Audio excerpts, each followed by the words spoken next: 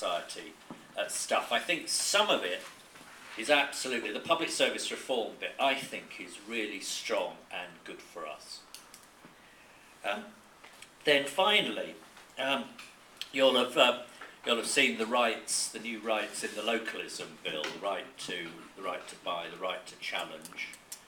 We may even, we're in discussion with DCLG about a potential right to reshape, which would extend the idea that, you know, the compact points about consultation over 3 months, that there should be, before any services are closed, we should have the right to say that we can do things differently and better before they implement any cuts. So I think some quite interesting stuff there. I think, again, these are real opportunities for us. Again, huge problems with how this will work in practice. But I think these are rights that would help us underpin our relationship, a new relationship with local authorities, which I think will be good.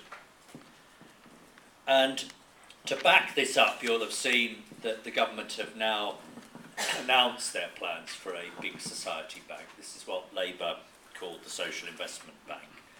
This is going to have a reasonable sum of money. Now, is there anyone in the room who's had either a future builder's loan or a community builder's loan? So there's a few. I think there's great power in social finance and in loans, and I think that this is perhaps one of the most important reforms that have been introduced. Because for me, one of the problems that we have faced as a sector is our inability to access capital.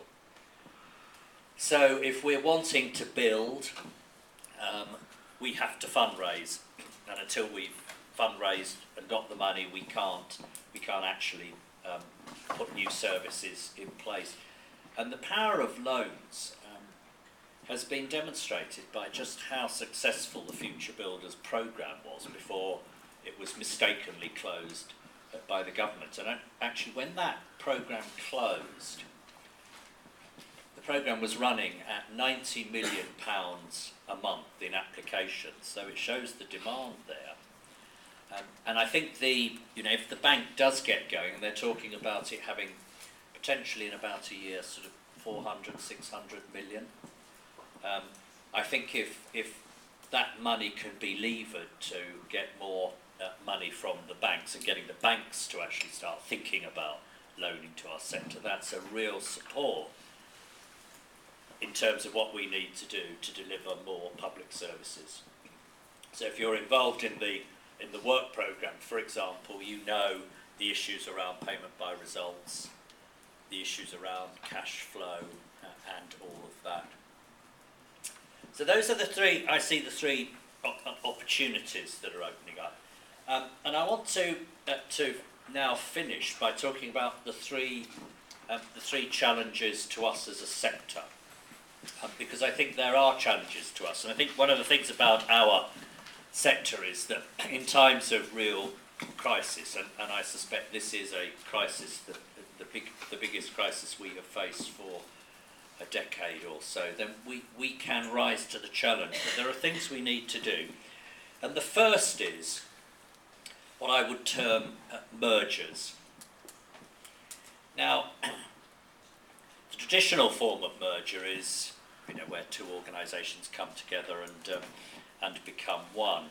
But I think there are lots of very interesting ways in which our sector can take advantage of partnerships and alliances, interesting ways of mergers which preserve the identity of organisations but merge back office arrangements. I think there's a growing potential as yet largely unexplored around third sector and private partnerships. There's been a bit of this happening in the work programme, and obviously the prime contractor model has its drawbacks, it also has its advantages, but I think there's some quite interesting things that have been happening, and I suspect this is an area that will grow. And then finally, I think we have not yet fully explored partnership between large national charities and local or community organisations. Again, there is some work on that. And I think I'm always disappointed when I hear arguments about, you know, large v small in our sector. I don't think they're terribly helpful, and I think we should be thinking about how, in this new scenario, we exploit the potential of the large organisations, the national organisations, and the community organisations. It's particularly true, in my view, in the context of the right to challenge, because the right to challenge is not just limited to local organisations. So it's not just charities, social enterprises in Leicester. It could be national organisations. So in terms of children's and young people's services, this could be interesting challenges that are made between, you know, a community organisation and Barnardo's or Action for Children. I think there's some real potential there for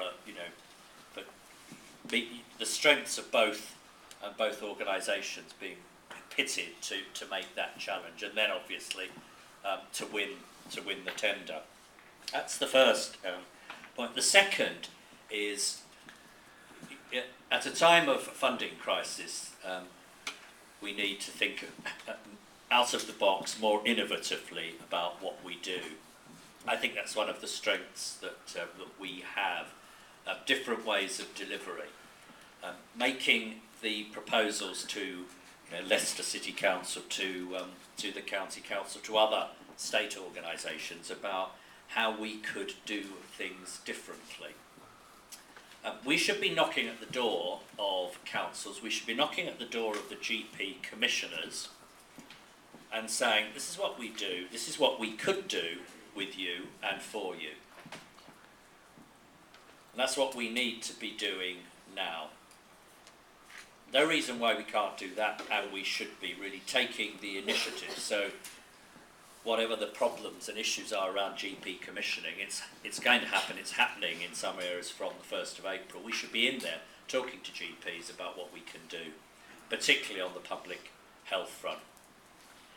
And then finally, this is the time when we really have to be professional about what we do, and this is the time for real leadership.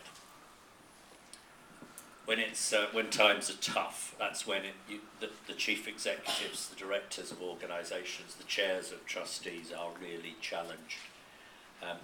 We are, as a sector, I think, probably completely full of people who are sort of glass half full, and that has to be the right approach. And I just want to end with, however dismal we think things are in terms of grants, however much we might whinge, and there's certainly a lot to whinge about, I think the answer has to be for us that we're optimists.